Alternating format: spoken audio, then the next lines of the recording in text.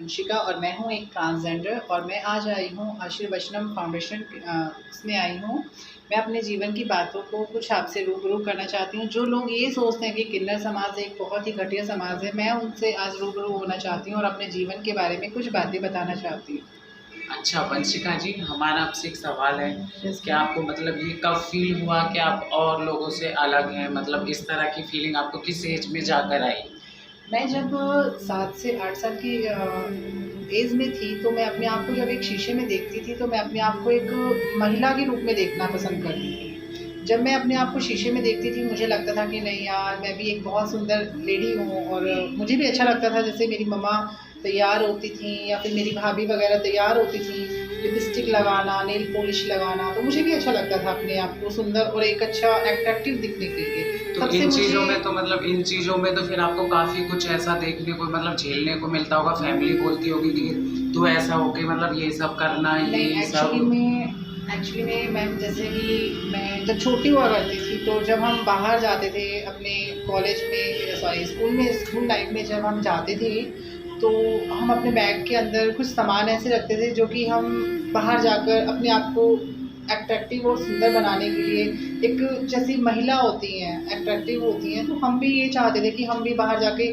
सुंदर बनने और दूसरों को हम अपनी तरफ आकर्षित करें। हम में एक महिला दिखाई देती है शीशे में, इसलिए। अच्छा वंशिका जी, एक चीज़ और, जैसे लड़के हो गए, लड़कों का फ्रेंड सर्कल होता है, लड़की हो गई, लड़कियों का फ्रेंड सर्कल हो गया। जब आप स्कूल में थे तो मतलब आपका फ्रेंड सर्कल कुछ एक्सप्लेन करेंगी? एक्चुअली में जब मैं स्कूल में जाया करती थी, तो बच्चे मुझे कभी किसी नाम से, कभी कैसे, मतलब वाहियात नामों से मुझे पुकारा करते थे। जैसे कि ओ छमिया, क्या हाल है, ओ सेक्सी, इट मीन्स इस तरह के कुछ वर्ड थे जो मिसयूज़ लैंग्वेज का यूज़ करते थे। और वो मुझे सुनने के बाद मुझे बहुत गंदा फ़ील होता था अपने आप में कि नहीं यार, मैं भी एक अच्छी लेडी हूँ और मैं भी एक अच्छी महिला बन सकती हूँ। ये मुझे इस तरह से क्यों लताड़ते हैं और क्यों मुझे पीड़ित करते हैं इस तरह के वचनों को बोल कर के।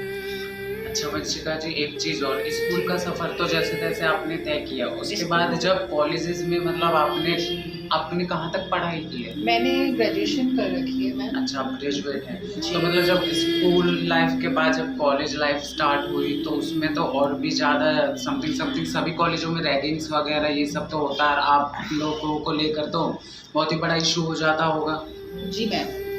जब मैं कॉलेजेस में गई थी, तो लड़के मुझे छेड़ते थे और ज़्यादातर मेरा जब मैं लड़कियों के साथ होती थी, तो मेरा टाइम स्पेंड बहुत अच्छा होता था। लेकिन लेकिन जैसे-जैसे लड़के होते थे मेरे साथ में, तो वो कभी कुछ छेड़खानी करना, उल्टा-सीधा बोलना, वाहियात बातों को करना मेरे साथ, ऐसा पसंद करते थे। लेकिन मैं इन लोगों से बहुत दूर रहती थी, क्योंकि मैं अपने आप में एक अच्छी महिला को प्रेज़ेंटेशन करना चाहती थी। अच्छा वंशिका जी, जैसे आप जहाँ आपकी फैमिली रहती है, मतलब जो सोसाइटी है आपकी, जी। मतलब उन्हें तो बहुत ऑब्जेक्शन होता होगा उनके मतलब घर के बच्चे के, इनके इसके साथ नहीं रहना है, इसके साथ कहीं नहीं जाना है, कहीं नहीं आना है, इससे दूर रहो, कुछ इस तरह का कभी फेस किया आपने? देखिए, जो हमारे माँ-बाप हैं, जिन्होंने हमें पैदा किया है, वो हमें समझते हैं। दुनिया हमें नहीं समझ रही है, वो इस चीज़ को गलत ले रही है, भावनाओं को। हम अपने परिवार के साथ में रह रहे हैं, मेरी मम्मी है, मेरे फादर गवर्नमेंट सर्वेंट हैं। अच्छा, अच्छा। हाँ, मेरे ब्रदर हैं, वो भी गवर्नमेंट जॉब करते हैं। मेरी सिस्टर है, वो गुड़गाँव में, she is lived in married है बट गुड़गाँव में। और मैं भी फैशन डिज़ाइनर का मैंने कोर्स कर रखा है। मैं मेकअप आर्टिस्ट हूँ फ्रॉम लक्ष्मी नगर में। और इसके साथ-साथ मैं अपनी फैमिली के साथ रहती हूँ। रोज़मर्रा की ज़िंदगी जैसे एक आम नागरिक अपनी ज़िंदगी व्यतीत करता है, मैं उसी तरह से करती हूँ। मुझे कोई अच्छा, प्रॉब्लम नहीं है, ना मेरी फैमिली को कोई प्रॉब्लम है। और जैसे-जैसे मेरी अब रहने के साथ-साथ में जो मेरे गली-मोहल्ले में जो मेरी कम्युनिटी है, वो भी अब मुझे धीरे-धीरे समझती है और मेरे साथ में अच्छा बिहेव करती है।